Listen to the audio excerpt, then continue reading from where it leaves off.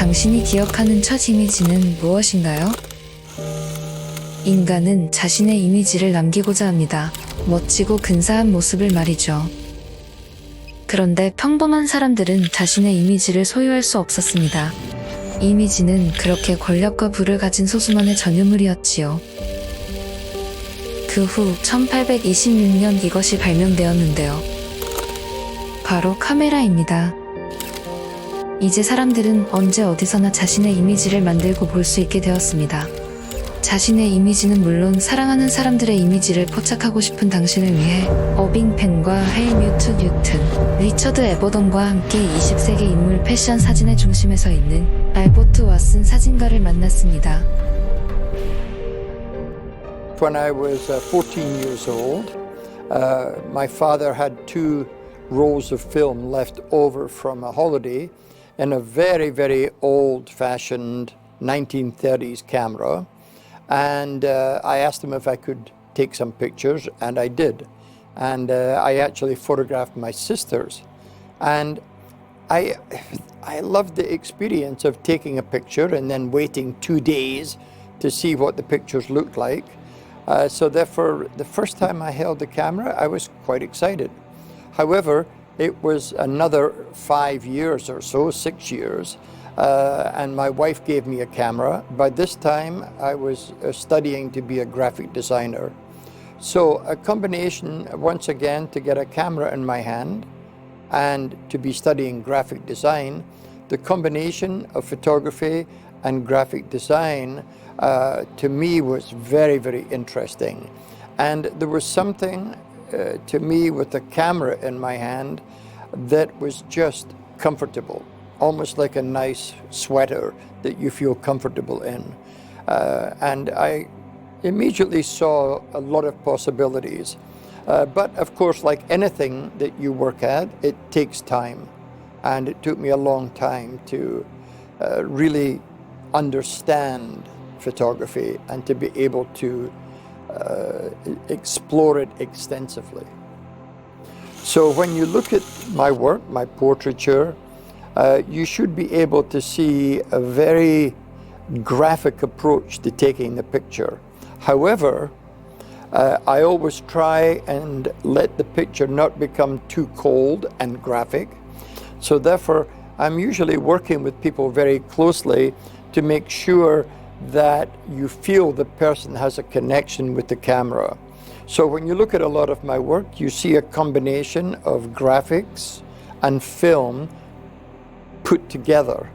And therefore, I think for that, I think we're quite successful in being a people photographer. I think photography today is a very, very powerful medium. You can express yourself, you can show other people what you've seen on a particular day, but you can also explore yourself with photography. In other words, you can find out things about yourself and how you see the world. You can communicate this to other people instantly all over the world, from New York to Seoul, all the way to Paris. And this can be done within a second. So photography is a powerful medium. There was no photography 180 years ago. It's, for me, a modern medium and very interesting and also very, very flexible.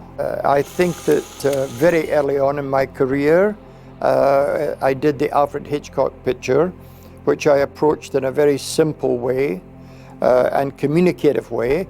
And the photograph of Alfred Hitchcock holding the goose was for a magazine and was to illustrate really a recipe that he was giving for a Christmas goose. And that's why he's holding the goose, because he gave the recipe on how to cook a goose to the magazine. Now, the reason it was important for me is I had never photographed anybody famous. Alfred Hitchcock was very famous. And of course, I was nervous, but this shooting was very successful for me, the way I did it. And it was also successful personally to me. So therefore, in a way, it was always a favorite of mine. Of course, hopefully, over the years, I did many pictures that were more important than this picture, but this one was was very important to me, and I always look back on it very fondly. I did have some difficult times, but I really always managed to overcome these difficult times. And I think it was because I had such passion for photography that if I was ever depressed and you gave me a camera, I was no longer depressed or concerned or worried. So I think the camera was my solution, was my addiction. I just kept working and taking more and more pictures. Of course, you're looking for the picture to be memorable, powerful, and I'm hoping that you feel something from the individual that gives you the feeling that you're there in front of the individual. I try and put into the photo what I am feeling at the moment that I take the picture, the communication I have with the individual. So I'm always communicating with the individual, even if the picture is very, very simple. I'm always trying to put into something that it's memorable and puts you there at the time that I took the picture.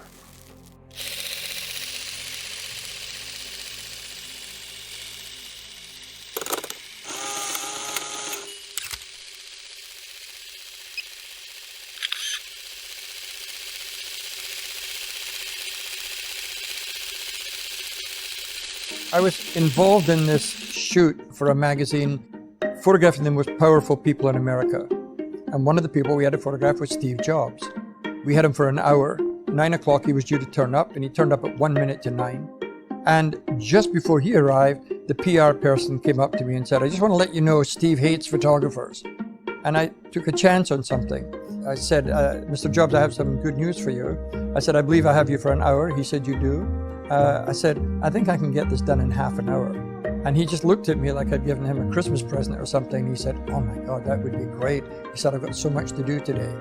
And I thought, well, why don't I just approach it like it's a passport picture, so that it had a little bit of fall off, shoot it against white, give it a little bit of graphics, but to keep it very, very simple.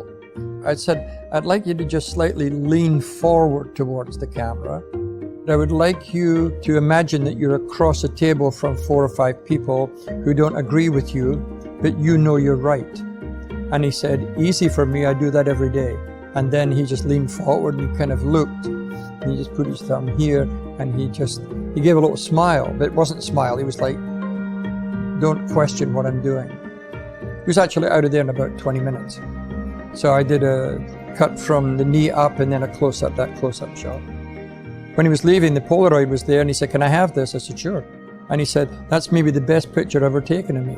So I thought at this point he was just being very polite. But then I got a call years later from California saying, "I need that photograph you did of Steve. Do you still have it?" I said, "Of course I have it." We sent it out there. And that night I actually went to Lincoln Center and my phone beeped. And then up on my phone came, he had died that afternoon. That photo was there on the website. So he did like it in the end. Unless you're born as a Mozart of photography, unfortunately, hard work is really the only way. And you should be shooting if you want to become a good photographer, and then a very good photographer, and perhaps an amazing photographer.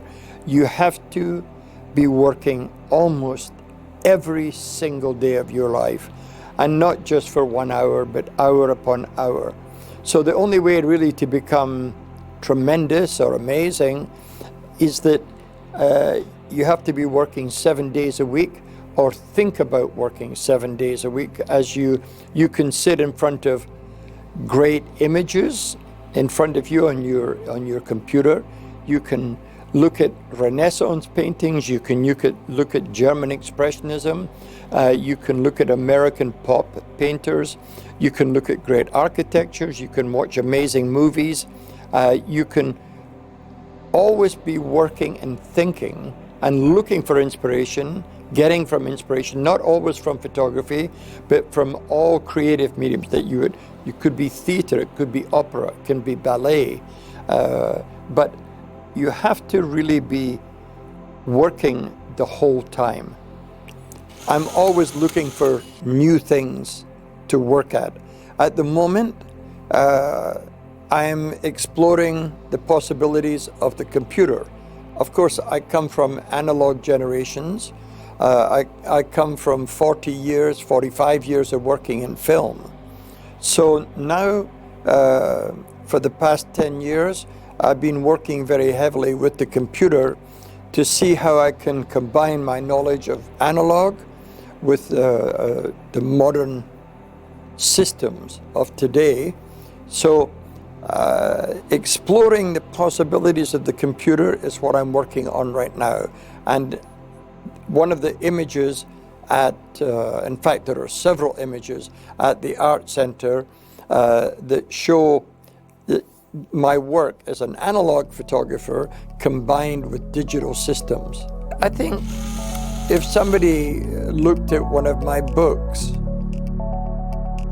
I would be very happy if they looked at it and said, you know, this photographer did a lot of work and he was always intent on doing very good quality. So he was always trying to produce powerful, interesting, and memorable images. So he was trying to do them.